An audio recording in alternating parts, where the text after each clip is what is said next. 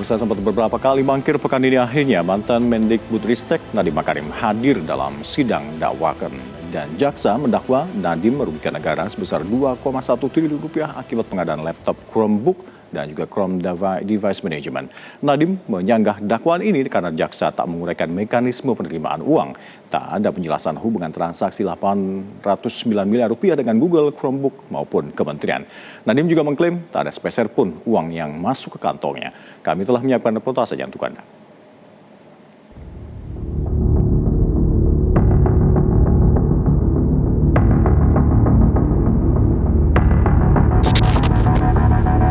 Pusaran kasus korupsi pengadaan laptop Chromebook makin luas.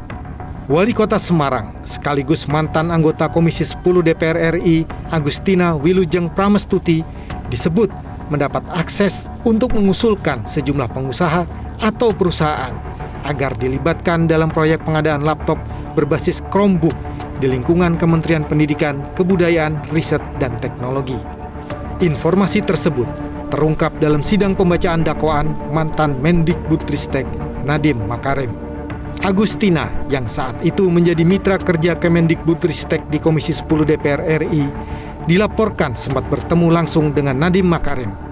Pertemuan tersebut berlangsung dalam rentang waktu Agustus 2020 hingga April 2021 di sebuah hotel di kawasan Kebayoran Baru, Jakarta Selatan. Agustina berupaya melibatkan pihak-pihak yang dikenalnya dalam proyek tersebut. Nadiem kemudian mengarahkan agar urusan teknis dibahas dengan Direktorat Jenderal PAUD Dasmen. Agustina sempat bertemu dengan beberapa pihak dari lingkungan kementerian untuk menitipkan sejumlah pengusaha, seperti Hendrik Tio dari PT Bhinneka Mentari Dimensi, Michael Sugiarto dari PT Teradata Indonesia, dan Timothy Sidik dari PT Zirekindo Mandiri Buana. Tersebut apakah kenal Bu dengan Jumeri, Michael, Timothy yang pengusaha itu Bu? Saya belum bisa banyak memberikan penjelasan mengenai itu ya. Jadi sudah saya sampaikan saya tidak dalam perkara itu saya tidak menerima. Setelah beberapa kali mangkir, mantan Mendikbudristek Nadiem Anwar Makarim akhirnya hadir dalam sidang perdana dengan agenda pembacaan dakwaan. Nadiem didakwa memperkaya diri 809 miliar rupiah dalam dugaan korupsi pengadaan laptop Chromebook dan Chrome Device Management di Kemendikbudristek periode 2019-2022. Jaksa menyebut keuntungan tersebut berasal dari investasi Google ke PT Aplikasi Karya Anak Bangsa atau PT AKAP yang terhubung dengan kepentingan bisnis Nadiem dengan menerbitkan Permendikbud nomor 11 tahun 2020 dan Permendikbud nomor 5 tahun 2021 yang menetapkan spesifikasi Chrome OS dan Chrome Education Upgrade dalam pengadaan TIK. Akibatnya, Google menjadi satu-satunya penyedia yang memenuhi syarat dalam pengadaan TIK di Kemendikbudristek. Jaksa juga mengaitkan keuntungan tersebut dengan laporan harta kekayaan Nadiem pada 2022 yang mencatat surat berharga senilai 5,6 triliun rupiah.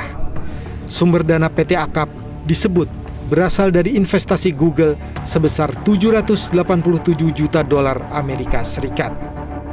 Nadiem didakwa bersama Sri Wahyuningsih, Mulyatsya, Ibrahim Arif alias Ibam, serta Juristan yang hingga kini masih buron. Jaksa menyebut pengadaan Chromebook tidak sesuai perencanaan, tidak melalui evaluasi harga, serta tidak berbasis kebutuhan pendidikan, khususnya di daerah 3T. Akibatnya, negara diduga mengalami kerugian 2,2 triliun rupiah. Jaksa mendakwa Nadiem Makarim melanggar pasal 2 ayat 1 atau pasal 3 Junto pasal 18 Undang-Undang Tipikor, Junto pasal 55 ayat 1 ke 1 KUHP.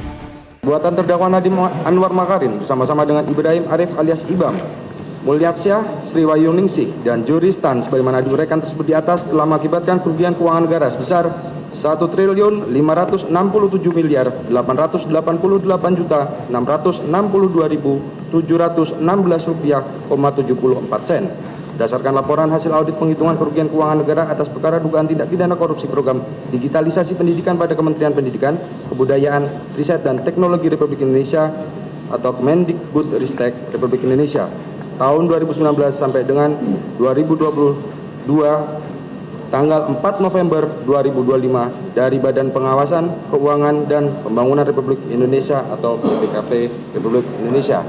Namun Nadiem membantah dakwaan karena jaksa tidak menguraikan mekanisme penerimaan uang tersebut. Nadiem juga menyatakan surat dakwaan tidak cermat karena tidak ada penjelasan hubungan transaksi 809 miliar rupiah dengan Google, Chromebook, maupun kementerian. Nadiem mengklaim tidak ada sepeser pun uang yang masuk ke kantongnya. Saya adalah pejuang. Dalam menjalani proses hukum ini, saya tidak hanya berjuang untuk diri saya dan untuk keluarga saya. Saya juga berjuang untuk setiap profesional dan pejabat jujur yang dituduh korupsi. Demi menjaga martabat upaya anti korupsi di Indonesia, kriminalisasi kebijakan harus berhenti di negara ini. Setiap anak muda, setiap profesional yang punya keinginan mengabdi untuk negeri ini akan menyaksikan hasil dari sidang ini. Masa depan negara kita ada di tangan anak muda. Dan saya di sini untuk membela kebenaran agar yang terjadi dengan saya tidak terulang lagi. Tim kuasa hukum Nadiem juga membantah kliennya telah merugikan negara sebesar 2,1 triliun rupiah. Melalui petitum permohonan eksepsi di Pengadilan Tipikor Jakarta Pusat awal pekan ini, kuasa hukum meminta hakim membebaskan Nadiem dari tahanan. Pemeriksaan pokok perkara Nadiem juga diminta dihentikan karena jaksa dinilai mencampur adukan kewenangan menteri dengan kewenangan jabatan struktural di bawah menteri. Nadiem disebut tidak terlibat dalam pelaksanaan pengadaan karena kapasitasnya hanya sebatas merumuskan kebijakan.